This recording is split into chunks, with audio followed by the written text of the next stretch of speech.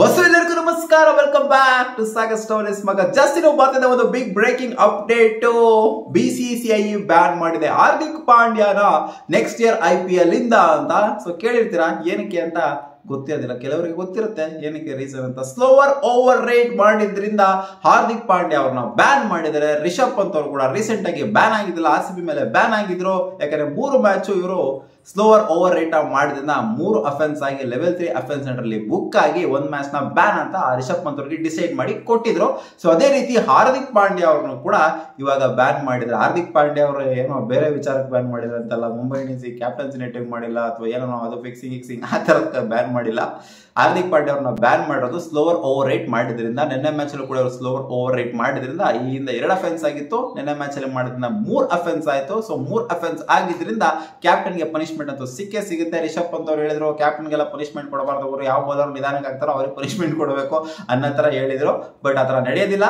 Captain ಯಾರಾಗಿರ್ತಾರೋ ನಾಯಕರಾಗಿದ್ದವ್ರಿಗೆ punishment ನ ಕೊಡೋದು. So ಅದರ ಪನಿಷ್ಮೆಂಟ್ ನ ಹಾರ್ದಿಕ್ ಪಾಂಡ್ಯ ಅವರಿಗೆ ಕೊಟ್ಟಿದ್ರೆ. ಎಷ್ಟು ಮ್ಯಾಚ್ ಬ್ಯಾನು? 1 ಮ್ಯಾಚ್ 2025 IPL ಅಲ್ಲಿ ಮೊದಲನೇ ಮ್ಯಾಚ್ ನ ಹಾರ್ದಿಕ್ ಪಾಂಡ್ಯ ಅವರು ಆಡುವಾಗಿಲ್ಲ. ಮೊದಲನೇ ಮ್ಯಾಚ್ ಇಂದ ಹಾರ್ದಿಕ್ ಪಾಂಡ್ಯ ಅವರು ban.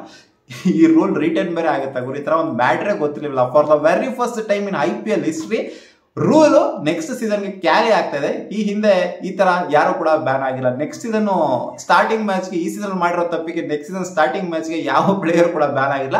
Hardik Pandya becomes the very first player to ban. So ಈ ತರ ನನಗೆ ಗೊತ್ತೇ ಇಲ್ಲ ಈ ತರ ಕಾನ್ಸೆಪ್ಟ್ ಇದೆ ಅಂತ. ಈ ಸೀಸನ್ ಆಗಿದ್ದಕ್ಕೆ ಈ ಸೀಸನ್ ಪನಿಷ್ಮೆಂಟ್ ಕೊಡ್ತಾರೆ ಅಂತ ಅನ್ಕೊಂಡಿದ್ದೆ. ಇವಾಗ ಇನ್ನೂ ಲೆವೆಲ್ 3 ಅಫೆನ್ಸ್ ಆಗಿದೆ, ಇನ್ನೇನು IPL ಮುಗಿತಲ್ಲ, ಅದೇನೋ ಮ್ಯಾಚ್ಗಳೆಲ್ಲ ಬಿಟ್ಟಾಕಿ ಅಂತ ಅನ್ಕೊಂಡಿದ್ದೆ. ಬಟ್ ಈ ರೂಲ್ ನ ಕ್ಯಾರಿ ಮಾಡಿದರೆ, ರಿಟೈನ್ ಮಾಡ್ತಾರೆ ಈ ರೂಲ್ ನ IPL 2025ಗೆ. ನೆಕ್ಸ್ಟ್ ಸೀಸನ್ಗೂ ಕೂಡ ಇದು ಕ್ಯಾರಿ ಆಗುತ್ತೆ ಅಂತ ಇರೋಂತ ರೂಲು ನಮಗೆ ಗೊತ್ತೇ ಇರಲಿಲ್ಲ. ಸೊ ಇವಾಗ ಗೊತ್ತಾಗಿದೆ ನೆಕ್ಸ್ಟ್ ಸೀಸನ್ ಕೂಡ ಇದು ಕ್ಯಾರಿ ಆಗುತ್ತೆ ಅಂತ. ಸೊ ಒಂಥರ ವಿಚಿತ್ರವಾಗಿರುವಂತ ರೂಲ್ಸ್ ಗುರು, ಇದನ್ನ ಸಿಕ್ಕಾಪಟ್ಟೆ ಸೈಕ್ ಆಗುತ್ತೆ. ಕ್ಯಾಪ್ಟನ್ಸಿಗಳಿಗೆ ಸಿಕ್ಕಾಪಟ್ಟೆ ಹಾರ್ಶ್ ಫೀಲ್ ಅಂತೂ ಖಂಡಿತ ಆಗುತ್ತೆ. ಏನೋ ಹಾರ್ಶ್ ಫೀಲ್ ಆಗಬೇಕು ಮಗಂದಲ್ಲಿ ಬೇಗ ಓವರ್ ಹಾಕ್ಸಕ್ಕೆ ಏನು ಇವರಿಗೆ ಬೌಲಿಂಗ್ ಮಾಡೋದಕ್ಕೆ ಏನೋ ಟೈಮ್ ತಗೊಂಡು ನಿಧಾನಕ್ಕೆ ಅದು ಇದು ಎಲ್ಲ ಗಿಮಿಕ್ಸ್ಗಳನ್ನ ಮಾಡ್ತಿರ್ತಾರೆ. ಬೇಗ ಬೌಲಿಂಗ್ ಮಾಡಿದ್ರೆ ಇವೆಲ್ಲ ಆಗ್ತಾವ. ನಾವೇನಕ್ಕೆ ಹಾಕಿಸ್ಕೊಂಡಿಲ್ಲ RCB ಅವರು ಇಷ್ಟೊಂದ್ಸಲ 3 ಅಫೆನ್ಸ್ 4 ಅಫೆನ್ಸ್ ಈ ತರ ಎಲ್ಲ ಅಫೆನ್ಸ್ಗಳನ್ನ ಮಾಡ್ತಾ ಇತ್ತು ಅಂದ್ರೆ ಕರೆಕ್ಟಾಗಿ ಪನಿಷ್ಮೆಂಟ್ ಕೊಟ್ಟಿದ್ರೆ ಹಾರ್ದಿಕ್ ಪಾಂಡ್ಯ ಇದಾಗಬೇಕಾಗಿತ್ತು, ಡಿಸರ್ವಿಂಗ್ ಇದೆ ಅನ್ನೋ ತರ ಹೇಳ್ತೀರಾ? ಅಥವಾ ಸುಮ್ಮನೆ ಇರೋರು ಪಾಪ ಏನ್ ಮಾಡಿದ್ರು ಹಾರ್ದಿಕ್ ಪಾಂಡ್ಯ ಇವಾಗ ಇರೋಂತ ಇದು ನೋಡ್ತೋದೆ. ಹಾರ್ದಿಕ್ ಪಾಂಡ್ಯ ಪಾಪ ಆ ಕಡೆ ಎಲ್ಲ ರುಬ್ತಾ ಇರೋದು ನೋಡ್ತಾರೆ, ಅದ್ರ ಜೊತೆಗೆ ಇದೊಂದು ಬ್ಯಾನ್ ಬೇರೆ ಮಾಡಿದ್ದಾರೆ.